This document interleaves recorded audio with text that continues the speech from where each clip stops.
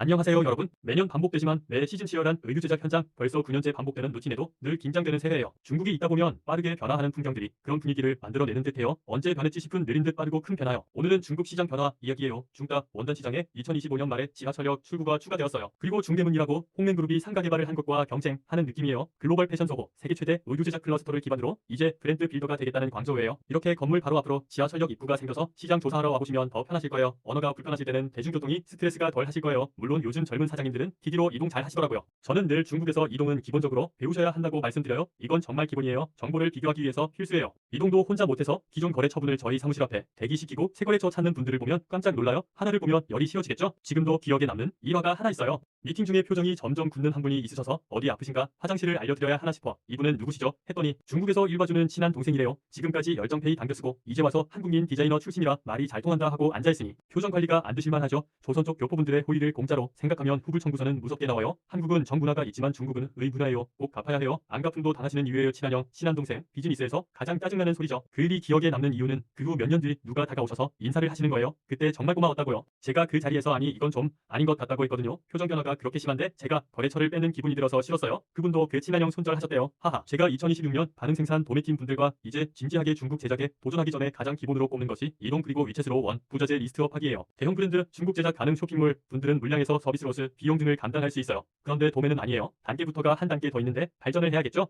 사실 발전도 아니에요. 제가 동대문 도매 JES 뉴욕 근무로 광저우에 처음 온 게 2015년이에요. 그 단계를 일찍한 분들은 벌써 20년 전부터 중국 자체 핸들링을 해서 인하우스 데이터로 갖고 있는 거죠. 중국에 와서 누구는 이동도 못하고 어떤 회사는 직원 보내서 업무 가르치고 직접 개발을 해요. 지금은 자체 공장은 접으셨다고 들었지만 그 원 부자재 데이터가 직접 써보면서 쌓인 거니 대단하죠. 한국도 중국도 의류 제작 핸들링 방법은 동일해요. 미료도 퀄리티가 체크되고 같은 곳에서 구입하는 영수증 체크가 필수고 여러분은 끝단까지 관리를 하실 수 있어야 해요. 앞으로 중국 의류 제작은 점점 더 중요해질 거예요. 그리고 소비 시장으로의 중국도 글로벌 브랜드들이 선택이 아닌 필수로 진출하고 있는 흐름이고요. 최근의 기회는 중국 라이브 방송으로 옷을 파는 왕홍분들, 샤오홍슈, 도잉 판매자분들 수여요. 중국도 도매 옷은 온라인 노출로 치킨 게임이라서 비공개 소싱처 찾기에 열을 올리고 있어요. 그리고 한국과 더 잘 맞는 바이어는 중국의 오프라인 매장을 몇십 몇백 개 갖고 있는 업체예요. 이분들이 동대문 호황기 찌노더 1세대 분들이고 자부력이 있는 곳이에요. 이 파일을 항저우 신천이 가져갔죠. 왜냐면 동대문 라방 2세대 바이어들이 단가를 오픈해서 동대문 옷이 상품성이 죽었거든요. 일부 라방 업체는 이 오더는 카피해서 만들었어요. 처음에는 한국에서, 그 다음은 중국까지요. 왜냐면 중국인 라방 사장님들은 한국에 거주하셨으니까요. 그러다 보니 중국 오프라인 사장님들은 동대문 의류가 매력이 없어졌겠죠. 라방 사장님들이 싸게 파니까요. 이렇게 모든 것이 시간 싸움이에요. 중국어 한마디도 못하던 저의 10년 저의 왕홍거래처 사장님도 한국 6년 이상 거주, 지금 한국에서 자체 제작 가능한 중국 업체가 얼마나 많을까요? 그분들이 중국 한국 양쪽 시장을 활용하시는 거죠. 이제 중간에 있던 한국 업체들은 이제 낄 틈이 없고 돈은 계속 흘러도 물길 흐름이 변화한 거고요. 이런 흐름에 한국 시장 안에서는 서로 경쟁자라고 생각하고 정보 공유도 없으니 저의 미미한 블로그에도 정말 많은 문의가 오는 것을 보면 조금 아쉽습니다.